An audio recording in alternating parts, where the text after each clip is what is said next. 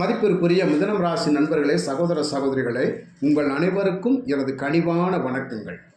மிதுனம் ராசி நண்பர்களுக்கு இந்த நவம்பர் மாதம் 16ஆம் தேதி முதல் நவம்பர் 22ஆம் தேதி வரை அந்த வார ராசி பலன் எப்படி இருக்கும், அந்த வாரத்தில் மிதுன ராசி நண்பர்களுக்கு ஏதாவது ஜாக்பாட் அதிர்ஷ்ட வாய்ப்புகள் கிடைக்கிற மாதிரியான ஒரு சுச்சுவேஷன் இருக்குதா இல்லையா அப்படிங்கிறத பற்றி இந்த பதில் நம்ம தெளிவான விளக்கத்தோட பொதுவான பலனாக பார்க்கலாம். லாட்டரி ஜாக்பாட் இதெல்லாம் பற்றி இந்த பதிவில் நான் பேசியிருக்கிறேன். இந்த லாட்டரி ஜாக்பாட் அப்படிங்கிற விஷயமே எனக்கு பிடிக்காது அப்படின்னு சொல்லக்கூடியவர்கள் தயவுசெய்து பதிவை ஸ்கிப் பண்ணி விட்டுருங்க.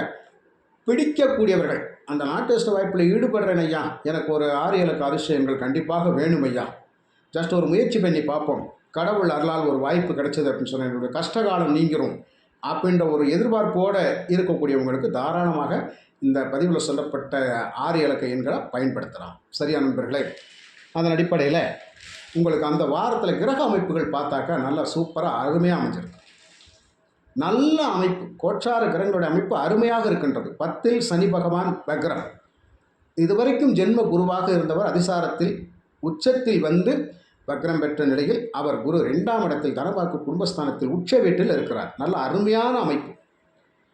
ஒரு ராசிக்கு 5ஆம் இடத்தில் சுக்கிரன், இது அதை விட சிறப்பு. 5ல் சுக்கிரன் இருப்பதெல்லாம் அதிர்ஷ்ட வாய்ப்புகளுக்கு பஞ்சம் இருக்காதுன்னு அர்த்தம். மனசு என்ன நினைக்குதோ, மனசு என்ன எதிர்பார்க்குதோ, எதை செய்யணும்னு நினைக்குதோ, எது கிடைக்கணும்னு நினைக்குதோ, எது வேணும்னு முடிவு பண்ணி போகுதோ, அது எல்லாமே நமக்கு சாதகமாக்கக்கூடிய அமைப்பில் தான் 5ல் இருக்கக்கூடிய சுக்கிரன். பரவாயில்ல, நல்ல மகிழ்ச்சி.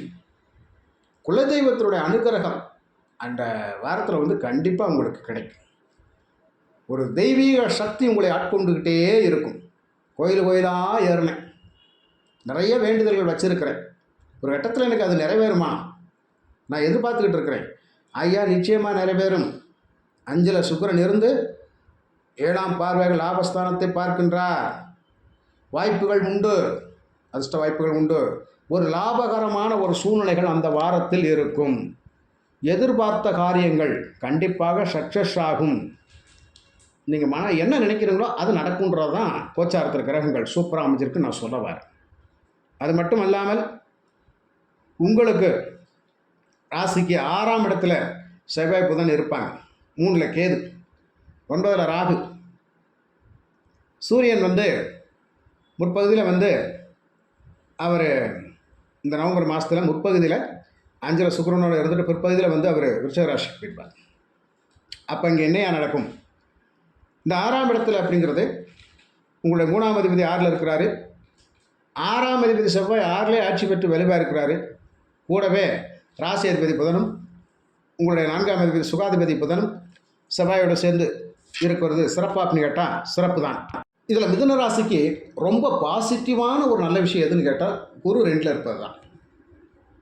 ஐயா, குரு இருக்கிற இடத்துக்கு நன்மை செய்ய மாட்டார் ஐயா, பார்க்குற இடத்துக்கு தானே பலன் கொடுப்பாரு, அப்போ இருக்கிற வீடு அப்படிங்கிறது கெடுபலன் தானே அப்படின்னு சொல்லி சில பேர் கேட்கலாம். உண்மைதான். இந்த குருபவன் மிதுன ராசிக்கு 7ஆம் அதிபதி என்று 10ஆம் அதிபதி. அந்த களத்திரம், நண்பர்கள், கூட்டாளிகள், பண பரிவர்த்தனைகள், கொடுக்கல் வாங்கல், நம்பிக்கை துரோகங்கள் அப்படிங்கிறதெல்லாம் இந்த 7 தான். அந்த 7ஆம் அதிபதி குடும்பஸ்தானத்தில் இருக்க நல்லதையா. 10ஆம் அதிபதி குரு 2ல் இருக்கார் நல்லதையா. குரு இருக்கும் இடத்துக்கு பலனை குறைப்பார் அப்படிங்கிற விஷயம் தான் உண்மைதான். ஆனால் கண்டிப்பாக ஒரு விஷயத்தை புரிஞ்சுக்கங்க. உங்கள் ஜாதக ரீதியாக நீங்கள் பிறந்த நாமயோகத்தின் பிரகாரம் குரு யோகமாக குரு யோகாதிபதியாக இருந்து அவர் இப்போ கோச்சாரத்தில் 2ல் எல்லாம் வந்துட்டார்னா குரு இருக்கிற இடத்துக்கும் நன்மை செய்வார், பார்க்குற இடத்துக்கும் பலனை வாரி கொடுப்பார். இதை ஜோதிட சாஸ்திரத்தில் இருக்கக்கூடிய முக்கியமான விஷயங்கள். அதே மாதிரி இந்த குரு பகவானே கருணநாதனுடைய அம்சம் பெற்று வருவார். காக்கும் கடவுளாக மரணத்தின் விளிம்பிலிருந்து கூட நம்மளை காப்பாற்றக்கூடிய அமைப்பு, ஒரு தரபோகிற காரியம். அந்த நேரத்தில் குருவனுடைய அம்சம் நம்மளை காப்பாற்றுச்சு அப்படின்னு சொன்னால் அதுதான். குடும்பத்தில் ஒரு இக்கட்டான பிரச்சனை அது தீர்த்து வச்சது குருதான் அப்படின்னு கேட்டால் உண்மைதான். எப்படி ஐயா? கரசை கரணத்தில் பிறந்திருப்பீங்க. அந்த கரசை கரணத்துக்கு சந்திரன் கருணநாதனாக கொடுத்துருப்பாங்க. அதுக்கப்புறம் பார்த்தீங்கன்னா அம்சத்தில் பாருங்கள், குருவனுடைய அம்சம் அது. கரசை கரணம் குருவனுடைய அம்சம். யானையை சின்னமாக உண்டது. அப்போ யானை அப்படிங்கிறது குருவனுடைய வாகனம். தான செல்வங்கள், செல்வபலம் பெருங்கக்கூடியது. அப்போ யானை அப்படிங்கிற ஒரு விஷயம் குருவனுடைய அம்சம் அப்படிங்கிறதுனால கண்டிப்பாக குபேரன் மாதிரியான கோடி செல்வங்களை பெறக்கூடிய அமைப்பு தான் அது கிடைக்கும், அது கொடுக்கும்.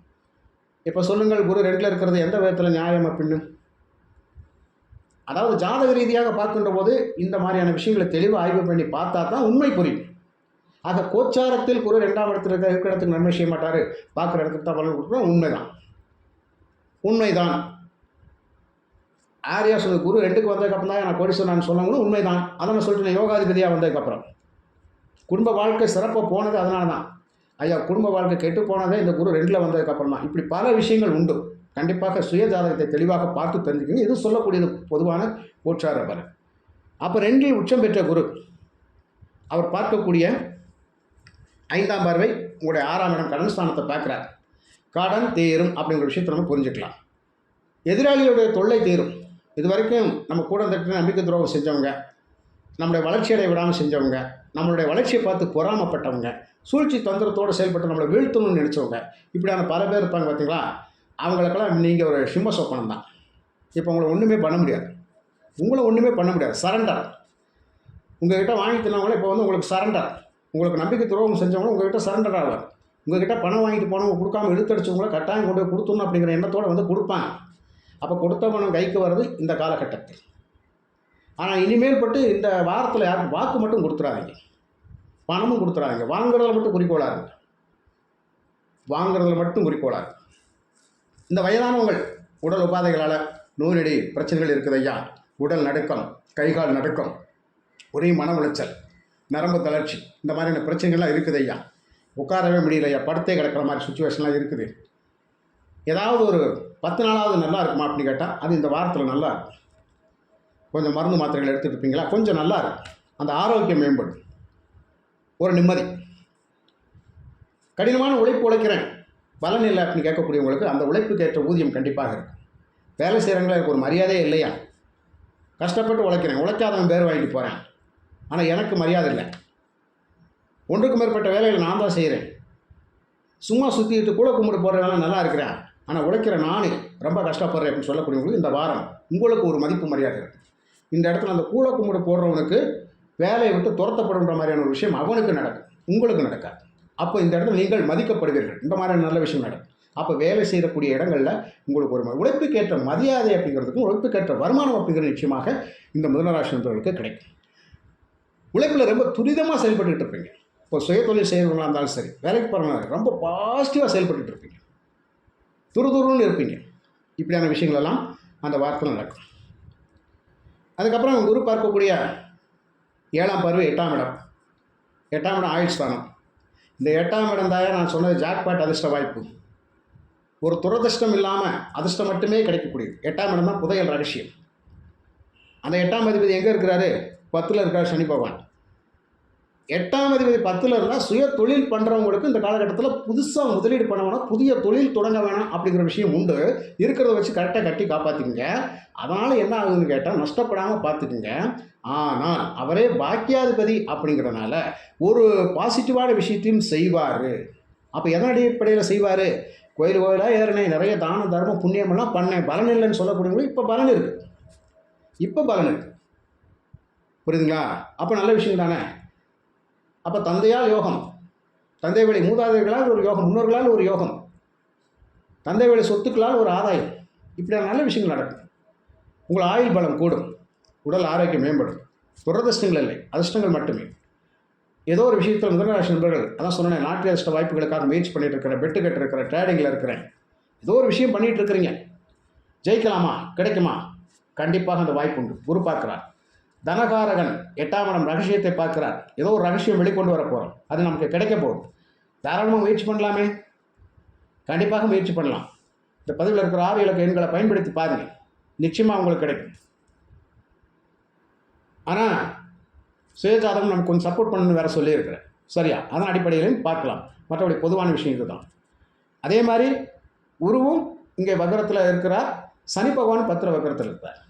தொழில் ரொம்ப சிறப்பாக இருக்கும், வருமானம் சிறப்பாக இருக்க போகுது, ஒரு மந்த நிலை மாறக்கூடிய அமைப்பு நிச்சயமாக. அப்போ 9ஆம் முறை குரு பார்த்தது 10ஆம் இடத்துல இருக்கிற சனி பகவானை, வக்ரம் பெற்ற சனியை வக்ர கிரகம் பார்க்குறது ரொம்ப ரொம்ப பவர் அதிகம்னு சொல்ல வரேன். சுதாரிச்சுங்க, நல்ல வாய்ப்புகள் உங்களுக்கு தேடி வரும், சுதாரிச்சுங்க, எந்த பிரச்சனையும் கிடையாது, சமாளிச்சிடலாம். இந்த வாரம் எதையும் சமாளிப்போம், எதுலையுமே துணிஞ்சு இறங்குவோம், சாதிப்போம். பிரச்சனைகளுக்கு முற்றுப்புள்ளி வைப்போம். அதற்கான பணம் வரும் நிச்சயமாக வந்துடும். எப்படியோ கொடுத்த பணம் கைக்கு வர்றது, இந்த ஜாக்பாட் அதிர்ஷ்டம் வாயிலாக பணம் வர்றது, இதெல்லாம் உண்டு. நீண்ட நாட்களாக எதிர்பார்த்த காரியங்கள் நடக்கிறது, தொழிலில் இருந்த மந்தநிலை தேக்க நிலை மாறுறது, இப்படியான விஷயங்கள் எல்லாம் இருக்குது. அதே மாதிரி மிதுனராசினருக்கு மாமியார் மாமனார் வழியில் கொஞ்சம் உதவிகள் கிடைக்கிறது. இது ஒரு விதிவிலக்குகள் உண்டு. சில பேருக்கு அது நடக்கும். சில பேருக்கு மாமனார் தான் எதிரி, மாமியார் தான் எதிரி, அவங்க தான் சொல்லிக் கொடுத்தாங்க, குடும்பத்தையே கெடுத்துட்டாங்க, பொண்டாட்டியை பிடிச்சிட்டாங்கன்னு சொல்ல நிறைய பேர் இருப்பாங்க. ஏன்னா பாதகாதிபதி குரு தான், அவர் வாக்குஸ்தானம் இருக்கிறார். இங்கே மிதுனராசிக்காரங்க தான் வச்சதான் சட்டம்னு சொல்லி இந்த ஒரு வாரம் பேசுவாங்க. விட்டு கொடுத்துருங்க. விட்டு கொடுத்தவர்கள் ஒன்றும் கெட்டு போவதில்லை. ஆனால் நல்லதுக்காக தான் பேசுவாங்க. ஆனால் கொஞ்சம் போல்டாக பேசுவாங்க. விட்டு கொடுத்துருங்க, அட்ஜஸ்ட் பண்ணி போயிடுங்க, நல்ல விஷயங்கள் நடக்கும். அதனால் இந்த குரு பார்க்கக்கூடியது 10ஆம் இடத்தையும் பார்க்குறாரு, 8ஆம் இடத்தையும் பார்க்கின்ற பொழுது ரொம்ப சிறப்பு. அப்போ 6ஆம் இடத்தையும் பார்க்குறாரு. 6, 8 அசுபஸ்தானங்கள் என்னால் கூட சுபபலன்கள் கிடைக்க போது. 10ஆம் இடம் சுபஸ்தானம் அப்படிங்கிறனால, சுபஸ்தானத்தை சுபகுருவை பார்க்குறாரு அப்படிங்கிறனால இந்த விஷயங்களெல்லாம் மிதுனராசிக்கு ஒரு வாய்ப்புகள் இருக்குது. அப்போ இந்த வாரத்தில் நமக்கான பிரச்சனை தீருது, ஏதோ ஒரு பணவரம் நமக்கு இருக்குது. அதன் அடிப்படையில் 6 இலக்க எண்கள் பேசிடலாமா? 37, 84, 61. 37, 84, 61 இதுதான் மிதுனராசிக்கு 6 இலக்க அதிர்ஷ்ட எண்கள். எந்த நாட்டில் விளையாண்டாலும் சரி, எந்த மாநிலத்தில் வந்தாலும் இதுதான் மிதுனராசிக்கு இந்த மாதத்தில், இந்த வாரத்தில் உங்களுக்கான அதிர்ஷ்ட எண்கள் இதுதான். அப்புறம் அடுத்த மாதம் கணிக்கிறது வேறு மாதிரி எண்கள் வரும். ஆனால் இந்த எண்களை பயன்படுத்தும். 4 இலக்க எண்களாகவும் இதையே பயன்படுத்திக்கலாம். 3 இலக்க எண்களாகவும் இதையே பயன்படுத்திக்கலாம். மில்லியன் கணக்கில் பரிசு தொகை அப்படிங்கிறது வெளிநாடுகளில் இருக்கின்றது. தாராளமாக பயன்படுத்தி பாருங்களேன். ஒரு வாய்ப்பு கிடைக்கட்டுமே. இந்த குருவனுடைய பார்வை 8ஆம் இடத்துக்கு கிடைக்குது, நல்ல விஷயம். எல்லா நேரம் நல்ல நேரம் வராது. ஏதாவது ஒரு குறிப்பிட்ட நேரம் தான் நமக்கு வாய்ப்பு கொடுப்பார். தக்க தருணத்தில் விழிச்சிருந்து அந்த காரியத்தை நம்ம சாதிச்சுக்கிறோம். தூங்கிடக்கூடாது அப்படிங்கிற விஷயம். அப்போ உங்களுக்கு தூக்கத்துக்கெல்லாம் வேலை இல்லை. மிதுனராசிக்காரங்க சுதாரிச்சுக்கங்க, விழிப்புணர்வோடு இருங்க அப்படிங்கிறது தான் இந்த பதிவில் சில விஷயங்கள் சொல்லியிருக்கேன். நல்லது தான் நடக்கும், கெடுபலங்கள் குறையும். சுயஜாதகத்தை தெளிவாக பார்த்துங்க நண்பர்களே. சுயஜாதகம் அப்படிங்கிறது ரொம்ப ரொம்ப முக்கியம். லக்ன பலன், இந்த உயிர் இந்த பூமியில் பிறந்தவனுடைய விளைவு என்ன என்ன கர்மாவை அதை அடையிறதுக்காக காத்திருக்குது அப்படிங்கிற விஷயம் லக்ன பலன் பர்ஃபெக்டாக இருக்கும், அக்யூரேட்டாக இருக்கும். அதான் திதிவார நட்சத்திரத்தின் அடிப்படையில், நாமயத்தின் அடிப்படையில் பலன் கணிச்சு சொல்கிறது. புரியுதுங்களா? இது ராசி பலன்கள், கோட்சார பலன்கள் அருமையாக இருக்கின்றது. நல்ல வாய்ப்புகள் மிதுனராசி நண்பர்களுக்கு உண்டு, பயன்படுத்திங்க. அடுத்த பதிவில் கடகராசிக்கான ஒரு நற்பலனை பார்க்கலாம். மிக்க நன்றி.